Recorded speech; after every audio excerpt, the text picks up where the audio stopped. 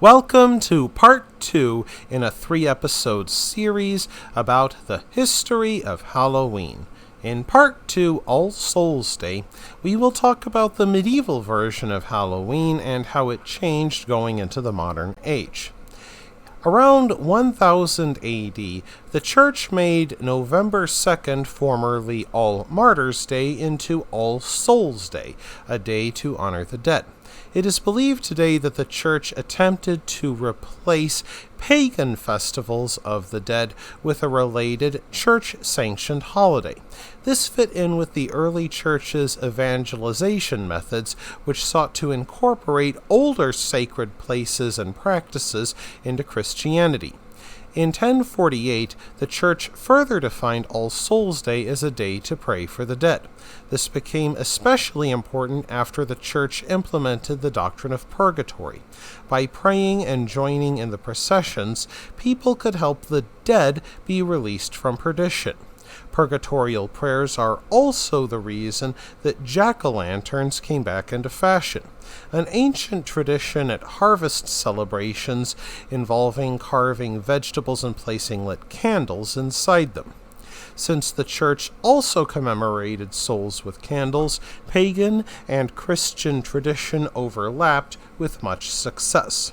During a ceremonial mass dedicated to prayers for the dead, people appealed to their ancestors for everything from happy marriages to fertility. As part of their appeal, they wore some of the first Halloween costumes. The All Souls Day celebration became known as All-Hallows or All-Hallowmas. Of course, nations retained their local variants of this universal holiday. In medieval England, the Church organized All Souls' Day parades. During the festivities, poor people would beg for food, and wealthier families gave them pastries called soul cakes in return for their promise to pray for the family's dead relatives. The Church favored the distribution of soul cakes to the poor to replace the ancient practice of leaving food and wine for roaming spirits. The practice, which was referred to as going a-souling, would be taken up by children who visited the houses in their neighborhood. In a show of charity, their neighbors gave them ale, food, and money. However, in Ireland, which remained divided into dozens of chieftaincies which prevented a uniformity in holidays, the autumnal holiday retained a truly distinctive character which one day came to North America.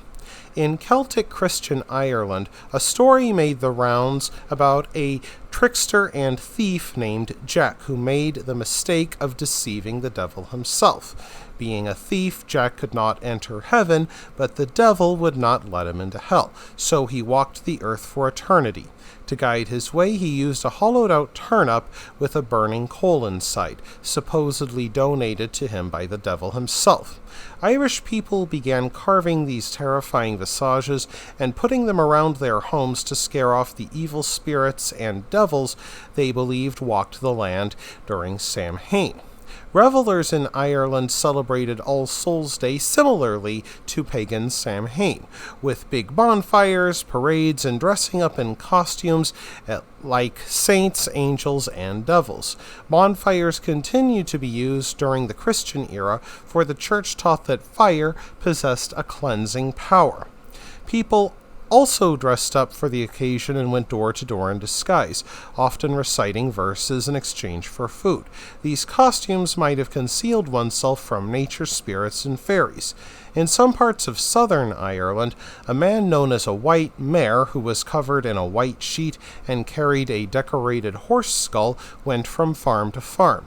He recited verses in exchange for donations of food. By doing so, he collected for the Samhain feast.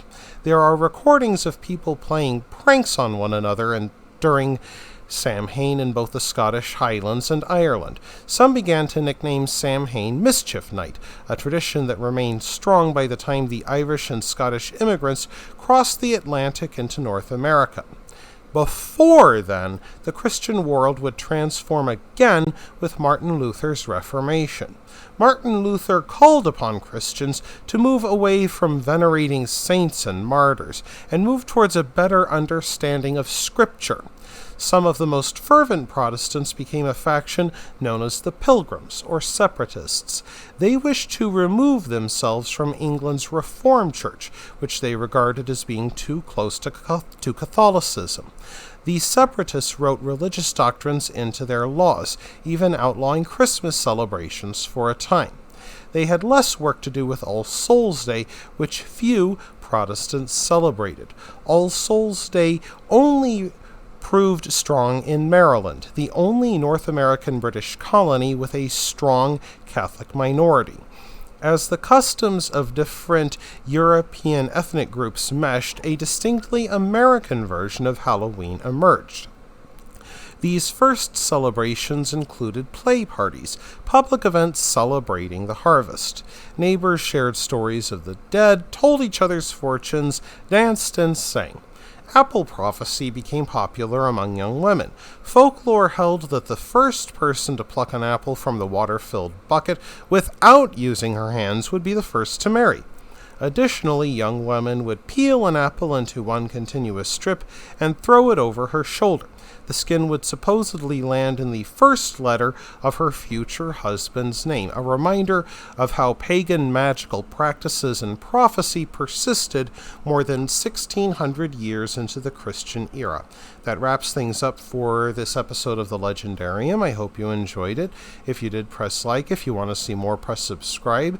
And if you want to have anything to say, let me know in the comments section. Thanks again for joining me, and I hope you have a great rest of the day.